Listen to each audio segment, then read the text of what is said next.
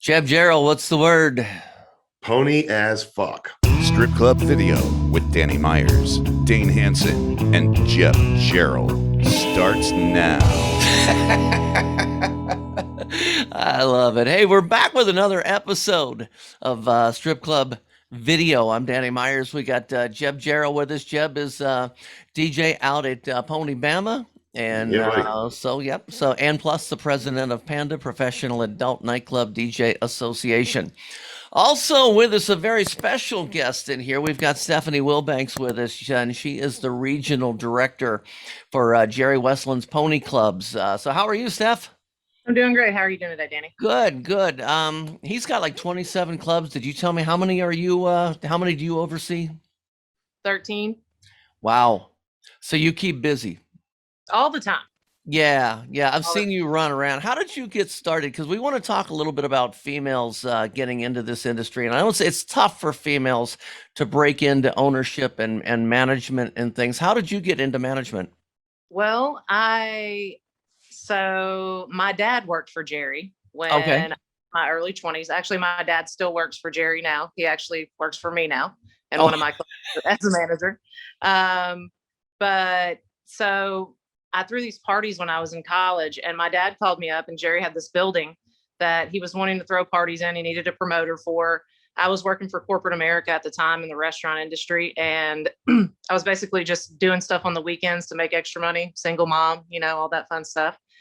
My dad calls me up and he's like, I want you to come check out this building. These people are trying to throw this thing, and I think you could do a much better job. And so then I did a sales pitch to Jerry, and he was like, yep, it's all yours. And then I got laid off for the least amount of tenure with the company that I was working for at the time. I was a corporate trainer. And Jerry called me up and he wanted me to come and work for him after he'd seen some of the events that I'd put on.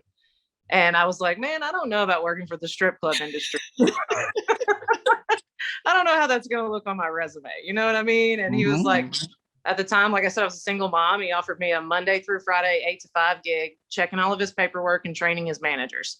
And that's kind of how I got my foot in the door, and then just stuck around through all the years and moved up and stayed interested and stayed on top of the trends. And, kind of took some of that corporate America sales mentality and sales training and applied it to the entertainers, and was able to revamp some clubs and take them from underperforming to overperforming. So, And I think when I first met you, you were GM of Memphis Pony. I was. First time I watched you work, and very efficient. Your staff down there. I mean, everybody was like on the same page, and I was real impressed with that operation. Yeah, I started out in Memphis. This was actually the first strip club that I took over for Jerry. I did the management training, and then it's probably about 6 years ago that I took over the regional job. It was a much smaller region at the time. We've grown exponentially since then. Jerry is a club monger these days. He is just picking them up one by one, which is awesome. But Memphis was where we were actually underperforming when I first took it over as the general manager. And then we're up like 400% now. So pretty excited. Very nice. So what I want to talk about is owner operators being female. And whoops, lost you there. Yeah, I'm back. That's okay. I'm surprised that hasn't happened every 30 seconds. Just imagine how many people try to contact her every minute of the day. Well, I was afraid to put it on airplane mode. I didn't even think about do not disturb, but that was actually my battery going low, because I have 4 of those a day. Oh, wow. So I want to talk to you about being female and being a manager, and actually in the position that you're in right now. We want to talk about how hard it is for females to break into the industry, and why more clubs should consider female managers. Tell me what you can do that males would not be able to do as well. I've got to be honest to say, I think I can do a lot of things that men can't do on a level that they can't do it at. If a woman steps into a situation, let's say if I'm a GM and there's an altercation in the club, right? And my security is dealing with someone who's disgruntled. When a woman approaches the situation, it almost instantly diffuses as to where a man can approach the situation. They can be misconstrued. They can be mistaken, come across as aggressive. I can say things to the girls that men can't say to the girls. I can really sit down and have a motherly talk with them and kind of check them in their bad habits and say, you know, why would you do this with your life, kind of thing. And they'll listen. Mhm. I just believe there's so many advantages to being a female in the industry. And, you know, it's really cool to watch the reaction to the girls when I walk in and I'm the boss and they're like, oh, wow, we've got a girl boss. That's so Mhm. cool. You know, and it gives them something to look forward to. We've moved up some great people through time, some female management since I've come into management through the pony. We've got an awesome GM here in Memphis now. Her name is Monique. Excellent seller. She was an entertainer for us for 15 years prior to that. We Mhm. kind of use our house mom position as a training for management position as well. You know, house moms are an extension of management for sure. And so most of our house moms are older entertainers. You know, they've got Mhm. a sales tactic. They can communicate with the girl, talk to them about situations that most people can't. I Okay. love my house mom. Yeah. Yeah, we actually call our house moms backstage managers. We ditched the term house moms and they are now backstage managers. So, I like um, We were joking today about turning them into happiness managers. That's their new title. They're the happiness manager in the club. so let me ask you this. Have you had any problems with male managers not really respecting you because you're female, or have you ever got that impression? You know, it was really funny. Years and years ago, Jerry, you know, I was in my early 30s at the time, and he was like, "You're going to be in charge of these older men, and you know they've been in the industry for longer, and just show them how smart you are first before you start telling them what to do." But I really honestly believe that no one's really giving me a hard time. I mean, there's some people that you could tell they were just at first they would look at me and be like, I don't really know about this, but I like to feel like I have a charismatic personality that helps to ease that gap. And I work really well with every manager on all of my teams. I mean, they're awesome guys. We've got some awesome operators in our company. So Jeb, yeah, she's your boss. What's it One like thing working that with her? one thing that doesn't translate through these videos or even a conversation over the phone is her presence when she walks in a room. I know she's there without even seeing her. Like it's definitely a felt presence, and that's something that's pretty awesome to watch. Her positive. Everybody changes when the boss walks in. And you know what's different about it at the Pony is everyone was always, you know, everywhere else I worked, it was a level of fear when the bosses showed up, versus here it's a level of excitement. Like it actually goes up a notch. I don't have people running to the corners trying to get away. It's a little bit different. Wow. I've absolutely enjoyed watching the positivity and the knowledge base that Stephanie brings. I was the first one going, hi, Stephanie. We kind of just met over the phone and went right to work after that. So we built a working relationship, and I've been floored the entire way. I can't sing her praises enough. And I have to tell you, I cannot figure out when she sleeps. I'm convinced that she doesn't. She'll tell me she does, but I don't think she sleeps a moment of the day. Yeah, I definitely sleep. It's in naps on the weekends, but I get a good couple of nights every week. Man, It's yeah, amazing. I have to say I have only had one experience working for a female manager, and it wasn't very good. But I don't think that I can put my situation the same as other people. I was working a small club. It was one of those DJ, floorman, and bartender, and that was the staff. And the bartender was female, and they promoted her to manager. So the problem with that was anytime there was a problem, everybody went to the bar and started screaming at this poor female bartender manager, and which is cutting into her tips because she's trying to stay calm with all the customers, and she's got some girl, the DJ won't do this, the DJ won't do that. So all she did was just to diffuse the problem, tell the DJ to do that. I was like, okay. So I did not have a good, but that's the only time I have ever worked for a female manager. But I haven't really bounced that many clubs either. So I've always been with the same organization. I think I have a unique benefit because I get to work with so many types of personalities. When coming into the company the way I did as an auditor, I got to talk to all the managers every day. So I listened to their perception, I listened to their stories, and I could see how it would be difficult coming from a bartender position or even immediately as an entertainer into a management type of position. And you know, you don't really know what your place is when you're moving up. People don't respect you the same because they know what your flaws were, and you probably did something bad when you were an employee or something like that. And they'll hold it against you, and they use it as a reason not to respect you. But I think that that's not just females. I think anybody can fall into that trap. I have to agree 100% with that. I have seen that a lot. Jeb, what else you got for her? Let's talk a little bit about the sisterhood. You know, as DJs, obviously Panda, we're kind of used to our brotherhood, but Stephanie has a different take and approach when it comes to the interaction with the entertainers.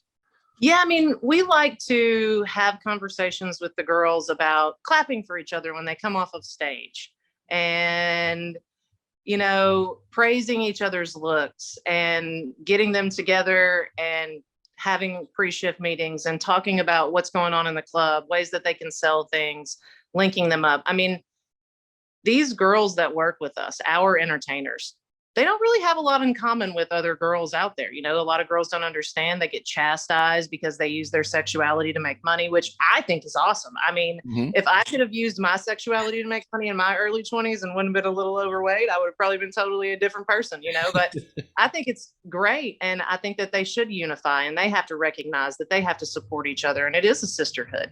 You know, these girls, when I first took over the clubs, one of the things I thought was, what if we start teaching them better things? And then, you know, girls actually have great lives afterwards. And there's not all these horror stories that came from the 80s and 90s about all the bad strip club stories and stuff. I mean, we're destigmatizing sex every day in the world. And this is just one way that we can destigmatize it. And I think that in the future, these girls are going to see, if they start to support each other and invest their money and do things with their lives, we're going to see a whole different caliber of girls, you know, coming back around in the next 10 years, where if they, I put myself, you see it already with Cardi B, you know, the urban industry is booming right now because a girl said, yeah, I made it and I was a stripper. Say something about it. Yeah. That's awesome. All of that's just awesome to me. I love the energy and the vibe that it creates. And it's something as a DJ I feed off of. So like when the girls are supporting each other and you're screaming on the mic right along with them, the crowd just eats it up as well too. It takes it to another level easier than anything else. I love the sisterhood.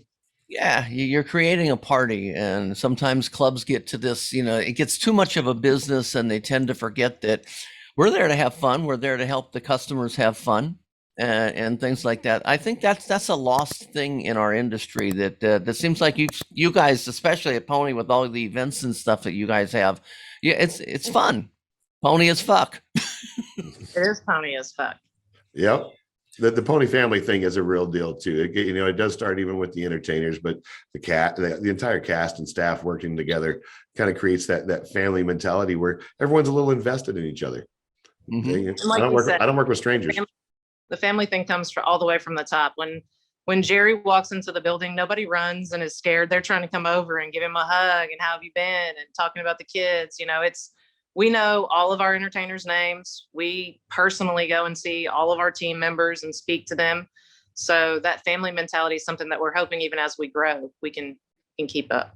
On a little different subject, what do you, because I always like to know this, what do you tell new entertainers that come in that are scared, they're nervous? What are the kind of pep talks that you give these new girls to try to get them to calm down, relax, and hopefully come back?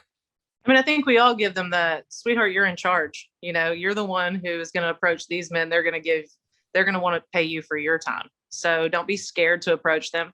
But I think there's 3 key things a girl can always remember. Number 1, when you're on stage, smile like you want to be there. Don't ever look scared. That's your one time to showcase. Number 2, there's no men on the dressing room and there's no men on your phone. So stay out of those 2 places and keep your eyes on the floor. And persistence is the key to success. So if the guy tells you no the first time, ask him 5 or 6 beers later, because if you keep going by, baby, you still good? Would you like to hang out? You know, and you keep talking with him and you keep doing those things, more than likely he's going to remember you more than anyone else and remember that persistence, and you'll always make a sale. Always go home with a purse full of money. I'm going to put that on a loop and just replay it over and over in the hallway on the way to the dressing room. Right.